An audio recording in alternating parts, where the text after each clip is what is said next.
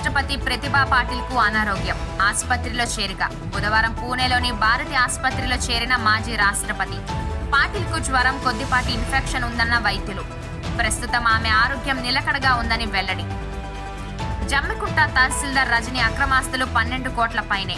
నిన్న రజని ఆమె సన్నిహితుల ఇళ్లపై ఏకకాలంలో ఏసీబీ సోదాలు. 2 అంతస్తుల భవనం, 21 ఇంటి స్థలాలు, కిలోన్నర బంగారం సహా మరెన్నో గుర్తింపు. అరెస్టు చేసి రిమాండ్కు తరలించిన ఏసీబీ. ఉత్తరప్రదేశ్లో 80కి గాను 77 చోట్ల బీజేపీ గెలిచే అవకాశం. News 18 mega opinion poll survey వెల్లడి.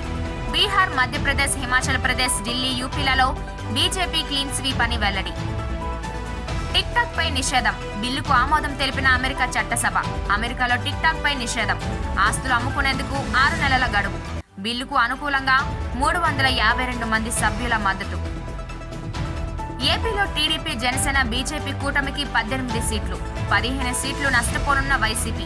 News 18 mega opinion poll survey వెల్లడి. కూటమి కారణంగా టీడీపీ, జనసేన, బీజేపీలకు సీట్లు భారీగా పెరుగుతాయన్న సర్వే. వైసీపీ 7 సీట్లకు పరిమితమవుతుందని వెల్లడించిన సర్వే. విశాఖ ఉక్కు పరిశ్రమ ప్రైవేటీకరణపై కేఏపాల్ పిటిషన్, హైకోర్టులో విచారణ. విశాఖ ఉక్కు ప్రైవేటీకరణకు కేంద్రం నిర్ణయం తీవ్రంగా వ్యతిరేకిస్తున్న వివిధ వర్గాలు. ఏపీ హైకోర్టులో పిటిషన్ వేసిన కేఏపాల్ తదుపరి విచారణ మార్చి 22వ తేదీకి వాయిదా. సికింద్రాబాద్లో భారీ అగ్ని ప్రమాదం. ఇన్క్రెడిబుల్ ఇండియా కార్యాలయంలో హఠాత్తుగా ఎగిసిన మంటలు. షార్ట్ సర్క్యూట్ కారణంగా మంటలు రేగినట్టు ప్రాథమికంగా గుర్తింపు.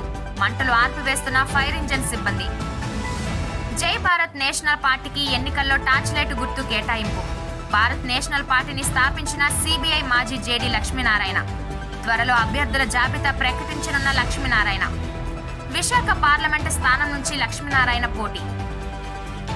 విడుదలవుతున్న సినిమాలు ఇవే. ఈ నెల 15వ తేదీన విడుదలవుతున్న తంత్ర, క్షుద్ర ప్రయోగాల నేపథ్యంలో నడిచే కథ. అదే రోజున వస్తున్న షరతులు వర్తిస్తాయి. చైతన్యరావుకు జోడీగా కనిపించనున్న భూమిశెట్టి.